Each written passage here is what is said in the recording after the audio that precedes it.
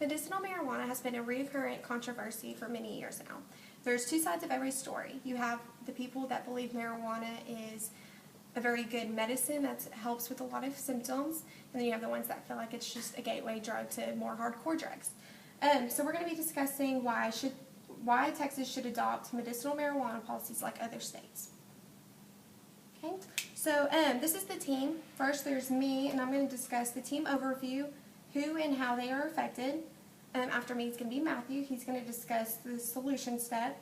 Third is Lyric. She's going to be the action step and the conclusion of the speech. According to the National Conference of State Legislators, 25 states have already legalized medicinal marijuana. That's only 50% of the nation. So we have half the states that understand that the marijuana is helping patients with swelling, cancer, and pain, whenever the other half is just arresting them for it. Go back to that one. So would you agree to take a prescription from your doctor if you knew that it would help painful swelling, or if it would kill certain cancer cells, stop epileptic seizures, and possibly regulate body weight and cure PTSD? Of course you would. And if it was as easy as your doctor saying, hey, here's your prescription, you can go to your local pharmacy and pick it up, then it would just be that much easier. So after that, the patients who are suffering could find relief with this drug, but it is unavailable to them because it is illegal. You may think this controversy isn't important to you, but you don't know who it affects. If you were to come up with some kind of illness that, like arthritis, then you couldn't even get out of bed in the mornings, then you would want it to be legal so you could use the marijuana, and then it would help with the swelling and the pain.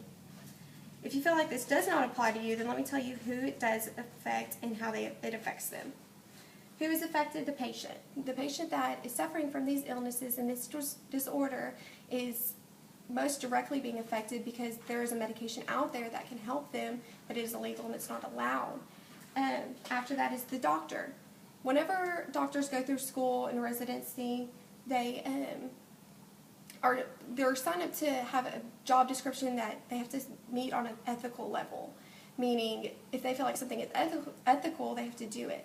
Well, some of these doctors have researched medicinal marijuana and they see what it does and the results of it, but they're not allowed to prescribe it because it's illegal.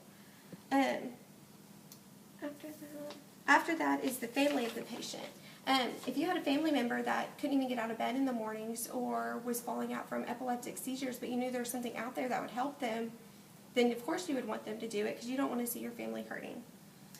Why this needs to be addressed? This needs to be addressed because in several states it has already been made legal. So those states know what is going on and they know that it is accepted for a reason, because it's working. The other half are just arresting patients because they are needing to find pain. Now, no, I'm not saying this should be a recreational drug, and it should not be something that just if you want to smoke weed, then you should get a prescription from a doctor that allows it. I think it should be handled like a narcotic, where a doctor handwrites it on a special form where you can take it to a pharmacy and they know that it's from an actual doctor. These people that are using the recreational drugs are using way more than what the patient is needing. So finally, after me, Matthew's speaking. He's going to discuss the solution. This topic's important to Matthew because he's a family member who uses medical marijuana to help overcome her anorexia. So.